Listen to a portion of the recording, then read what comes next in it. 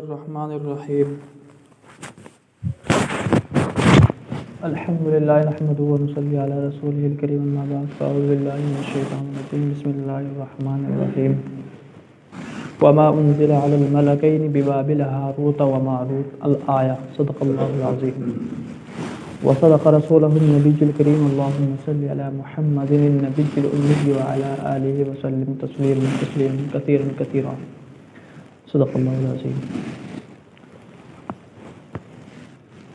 جیسا کہ حدیث پاک میں بھی آتا ہے، اللہ کے رسول صلی اللہ علیہ وسلم کا فرمان ہے، جس کا مفہوم یہ ہے کہ انسان کے لیے یعنی مومن کے لیے اللہ تبارک و تعالیٰ کی ہر مخلوق دعائے مغفرت کرتی ہے، استغفار کرتی ہے، یہاں تک کہ فرشتے بھی ایمان والوں کے لیے استغفار کرتے ہیں، اور اللہ نے باقاعدہ ان کو حکم دے رکھا ہے۔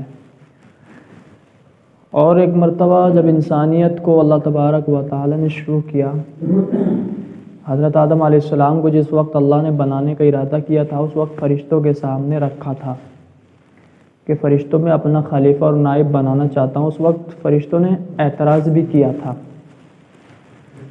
چنانچہ اللہ تبارک و تعالی نے جس وقت یہ مخلوق بنا دی، انسانوں کو بھی زمین کے اوپر بسا دیا، تو ایک مرتبہ اللہ تبارک و تعالی نے فرشتوں سے کہا کہ اللہ تبارک و تعالی نے آسمان کے دروازے کھول دیے، اور آسمان کے دروازے کھولنے کے بعد فرشتوں سے کہا کہ دیکھو نیچے، دیکھو دنیا کی طرف۔ چنانچہ فرشتوں نے دیکھا، انسان کوئی مشغول ہے شراب میں، کوئی مشغول ہے نشے میں، کوئی مشغول ہے چوری میں، کوئی مشغول ہے ڈاکے پنے میں، یعنی بیماریوں میں اور گناہوں میں، معاصیوں میں مبتلا ہے۔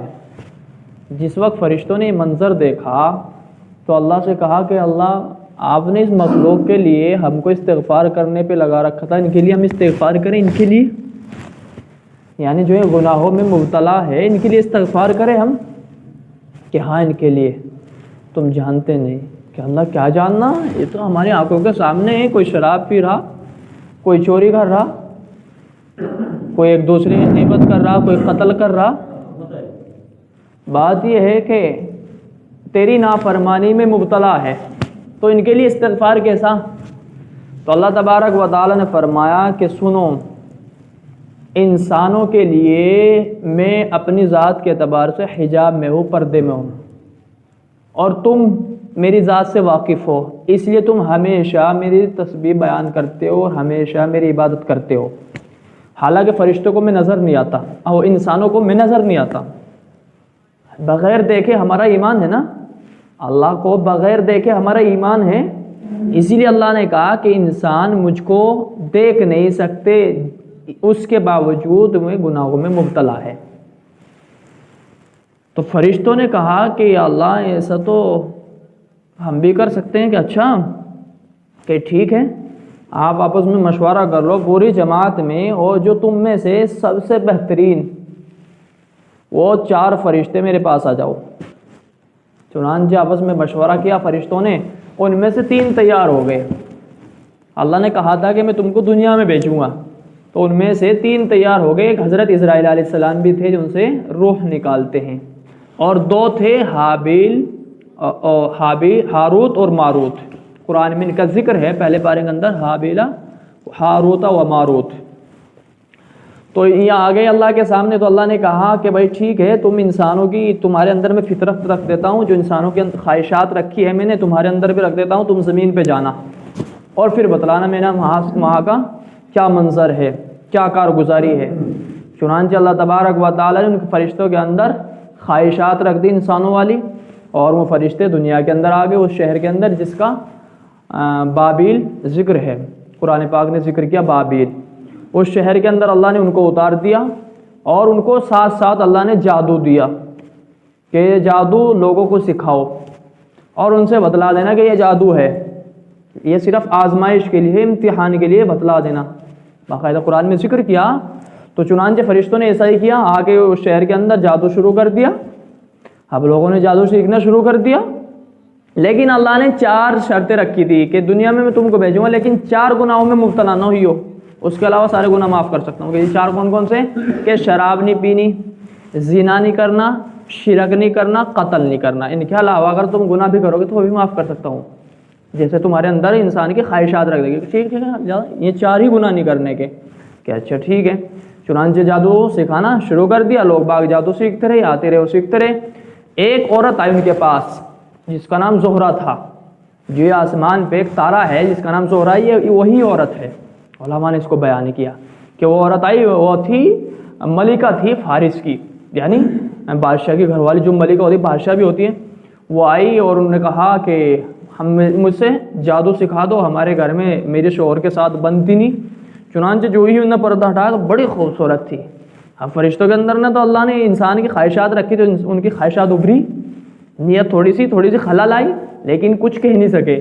اب وہ آئی پہلی مرتبہ کچھ سیکھ کے پھر چلی گئی، چنانچہ چلی گئی، کچھ دنوں کے بعد پھر آئی ہوا، پھر بادشاہ انہیں فرشتوں کو نظر آئی، یعنی خوبصورتی پر اس کی نظر پڑی تو ایک دم خواہش ابھری اور پھر کہہ بیٹھے کہ ہماری خواہش پوری کر دو، ہم آپ سے جادو سکھا دیں گے۔ چنانچہ نے کہا نہیں، آپ نے پہلے میرے شوہر کو قتل کرنا پڑے گا، جب جا کے میں یہ کام کر سکتی ہوں۔ چنانچہ پھر وہ ڈر گئے کہ بھئی یہ تو گناہ ہے، اللہ نے منع کیا تھا۔ چنانچہ وہ عورت پھر چلی گئی، کچھ دنوں کے بعد پھر تیسری مرتبہ آئی اور پھر فرشتوں نے وہی سوال کیا کہ اب تو ہماری خواہش پوری کر دو جب آپ سے جادو سکھائیں گے۔ چنانچہ کہ ٹھیک ہے، کیا کرنا پڑے گا کہ چلو قتل نہیں کرتے تم تو ایسا کر لو، تم تھوڑی شراب پی لیو اور پھر میرے ساتھ جو تم کرنا چاہو وہ کر لینا، یعنی جو تمہاری نیت ہے۔ چنانچہ انہوں نے کہا ٹھیک ہے چلو شراب تو تھوڑی سی پی لیں گے۔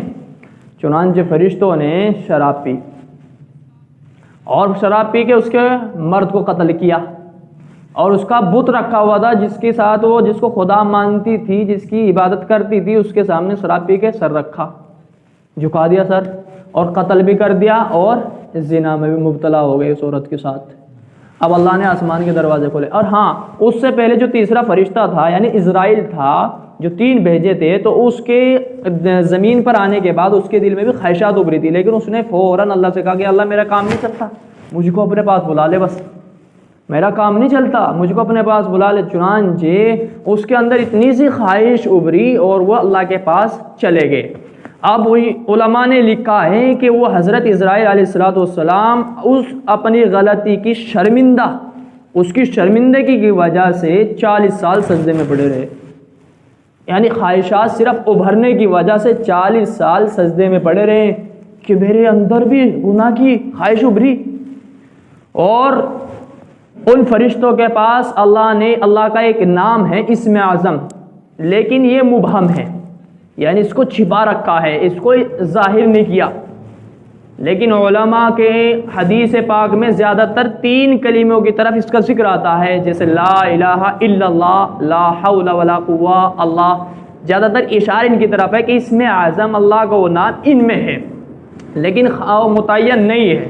ان فرشتوں کے پاس وہ 30 رات یہ اسم اعظم نام تھا، اور یہ شام کو وہ نام پڑھتے اور آسمان پر چلے جاتے۔ اور وہ عورت جو ہی شراب میں ان کو گرفتار کر دیا، نشے میں گرفتار کر دیا، تو اس عورت نے سب سے پہلے یہ کام کیا کہ وہ مجھ سے وہ نام سکھا دو جو تم پڑھ کے آسمانوں پر جاتے تھے۔ چنانچہ انہوں نے نشے کی حالت میں اس کو سکھا دیا اسم اعظم۔ اب اس 4 گناہ کر دی، یعنی شراب بھی پی لی، قتل بھی کر دیا، شرک بھی کر لیا اور زنا بھی کر لیا۔ جس وقت یہ زنا میں گرفتار ہوئے تو اللہ تبارک و تعالی نے آسمان کے دروازے کھول دیے اور فرشتوں سے کہا آؤ دیکھو۔ اب فرشتوں نے دیکھا کہ ہمارے ہی بھائی ان گناہوں میں مبتلا ہے جس پہ ہم انسانوں پر اعتراض کر رہے تھے۔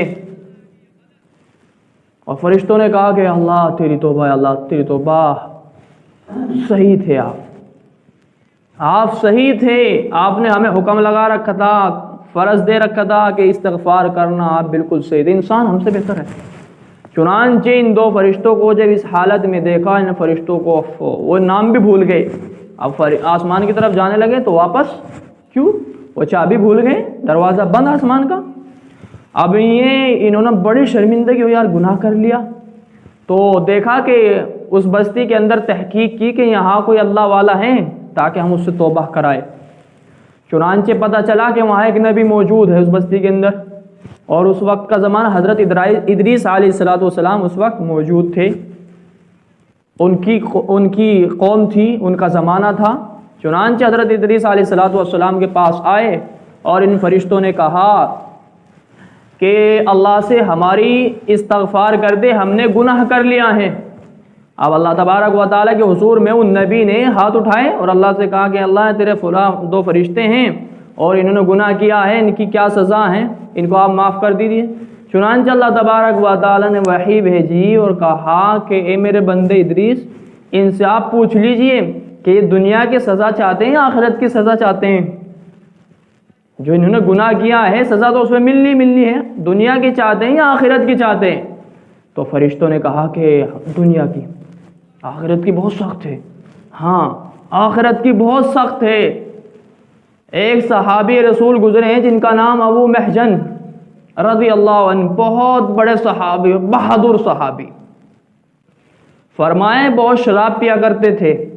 حضرت ابو بکر صدیق رضی اللہ عنہ کے زمانے میں بھی شراب پیا کرتے تھے، حضرت ابو بکر ان کو سزا دلوایا کرتے تھے، یعنی کوڑے لگوایا کرتے تھے۔ حضرت عمر رضی اللہ تعالیٰ عنہ کا دور آیا جب بھی شراب پیتے تھے، لیکن صحابی تھے، بس لت لگی ہوئی تھی، برائی میں گرفتار تھے، حالانکہ صحابی تھے۔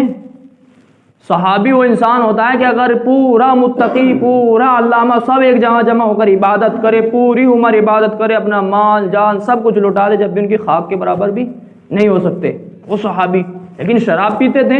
تو حضرت عمر رضی اللہ تعالیٰ ان کے کوڑے لگوائے، آخرکار حضرت جب مانے نہیں تو حضرت عمر نے ان کو ان میں گرفتار کروا دیا اور بیڑی لگوا دی، اور 2 سپاہیوں کو پہرے داری پہ لگا دیا کہ اس کی پہرے داری کرنی ہے، کہیں باہر نہ چلے جائے، توڑ پھوڑ کے بھاگ نہ جاوے۔ چنانچہ ایک مرتبہ ایسا ہوا کہ جنگ کا میدان ہے، مسلمان جنگ کے لیے لڑ رہے ہیں، لیکن مسلمانوں کو شکست ہونے لگی۔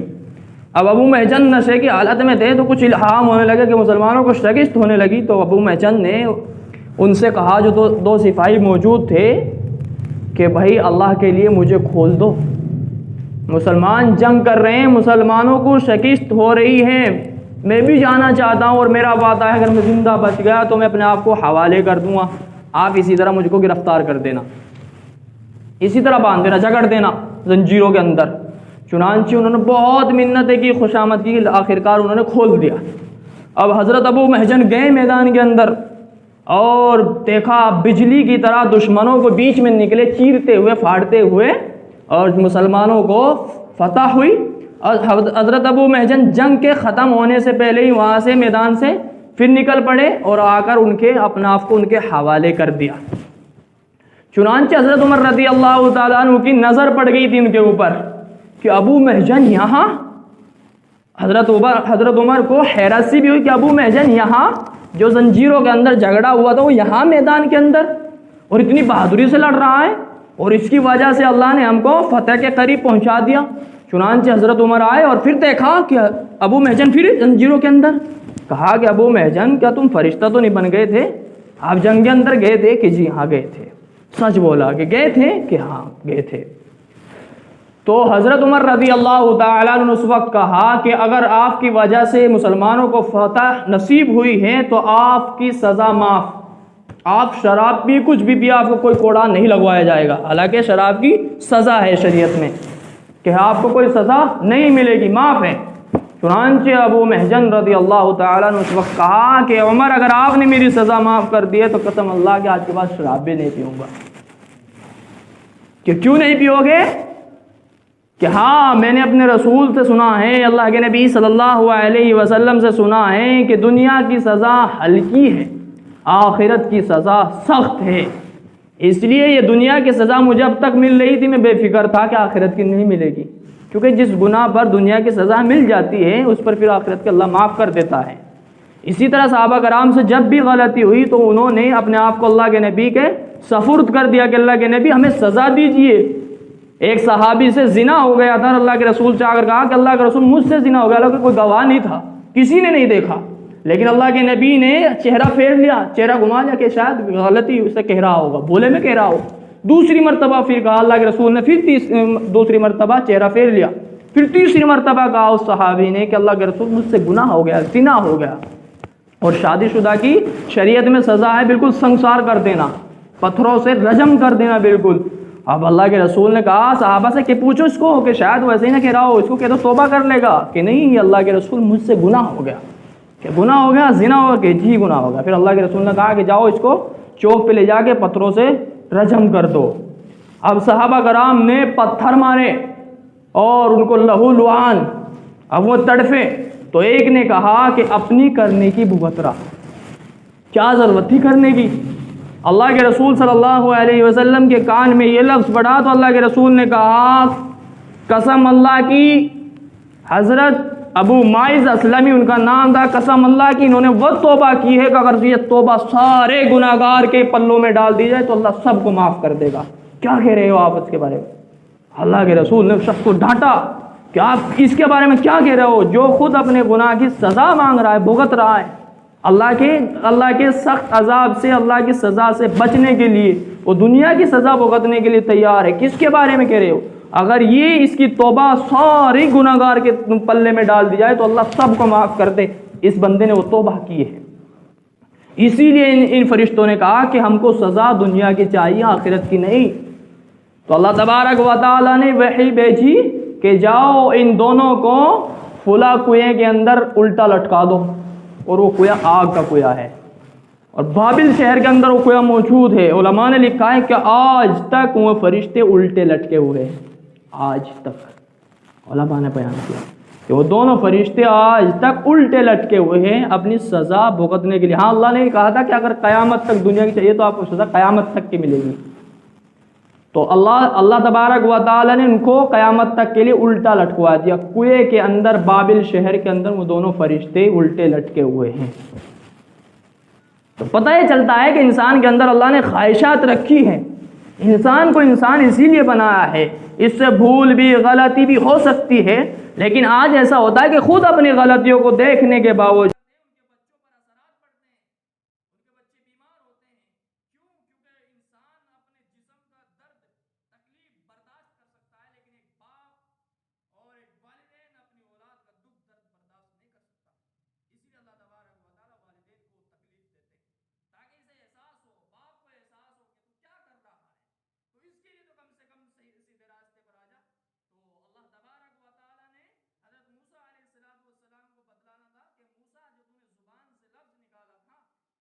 ہمارا عمل نہیں ہے، لیکن ہم اچھوں کی اصلاح کرنے پر لگے ہیں۔ ایک شخص ایک اللہ والے کے پاس آیا اور کہا کہ حضرت میں بہت اللہ والے کے پاس چلا گیا، 99 اللہ والے کے پاس گیا، لیکن سب میں غلطی پائی، سب میں غلطی میں ضرور پائی۔ کہ اچھا، کہ سن، اگر جتنے 99 اللہ والوں کے پاس تو گیا ہے، اگر سب کی ایک ایک اچھائی لیتا تو اب تک ولی بن جاتا۔ پتہ یہ چلتا ہے کہ ہر انسان نبی کے بعد ہر انسان سے غلطی ہو سکتی ہے۔ صحابہ سے غلطی ہوئی، اللہ والوں سے بھی غلطی ہوئی، بڑے بڑے علامہ سے غلطی ہوئی۔ بھئی انسان تو غلطیوں کا پتلا ہے، غلطیوں کا پتلا ہے، کسی کو حق نہیں رکھا کہ اس کو سزا دے یا اس کی اصلاح جب کرے، جب اپنی اصلاح ہو، جب اپنی اصلاح ہو۔ حضرت مولانا سعد دامت برکاتہم کا قول ہے، وہ فرماتے ہیں کہ ایک مرتبہ ایسا ہوا کہ امامت میں نماز، اپنی طرف تو اشارہ نہیں کیا، کہ ایک امام نماز پڑھا رہے تھے، اب ان سے کچھ غلطی ہو گئی، اور غلطی بھی مخرج کی، ادائیگی کی، تو حضرت مولانا اسعد مدنی رحمۃ اللہ علیہ اس مسجد میں نماز پڑھ رہے تھے، پیچھے ان کے، دیکھو مطلب اپنے امام کی اصلاح کرنے کا طریقہ دیکھو۔ فرمایا کہ جس وقت پیچھے نماز پڑھ رہے تو انہوں نے محسوس کر لیا کہ مخرج میں غلطی، حالانکہ مخرج میں، تو وہ ملے، سلام پھیرنے کے بعد اچھی طریقے سے دعا سلام کی کہ حضرت بہت اچھا ہوا آپ کے پیچھے نماز پڑھی، چلو بیٹھتے ہیں۔ حجرے کے اندر گئے اور حجرے نے کہا کہ تھوڑی دیر کے لیے کہ دروازہ بند کر لو، ہم نے کچھ بات کرنی۔ حضرت مولانا اسعد مدنی رحمۃ اللہ علیہ کا واقعہ ہے کہ دروازہ بند کر لو، ہم نے کچھ بات کرنی ہے۔ اور پھر کہا کہ یہ جو قرآن پڑھا ہے شاید میرے اس طرح یاد ہے، اسی طرح ہے کہ کچھ مجھ سے بھول ہوئی ہے۔ وہ امام صاحب نے کہا کہ ہاں جی ایسا ہی ہے۔ کہ اچھا، کیا آپ کے احسان مند ہیں؟ آپ کے احسان مند ہے. کون کہہ رہے؟ مولانا اسعد آپ کے احسان مند ہے کہ آپ نے ہم کو بتلا دیا. آپ نے ہم کو بدلا دیا. اب دیکھو اصلاح کرنے کا طریقہ. اور آج اصلاح کون کر رہے؟ عالموں کی جاہل اصلاح، بالکل ان پڑھ گوار عالموں کی اصلاح. قیامت کی سب سے بڑی نشانی ہے، سب سے بڑی نشانی ہے کہ جب عالموں کے فیصلے جاہل کرنے لگ جائے، اصلاح جاہل کرنے لگ جائے، تو سمجھو کہ قیامت قریب آ گئی.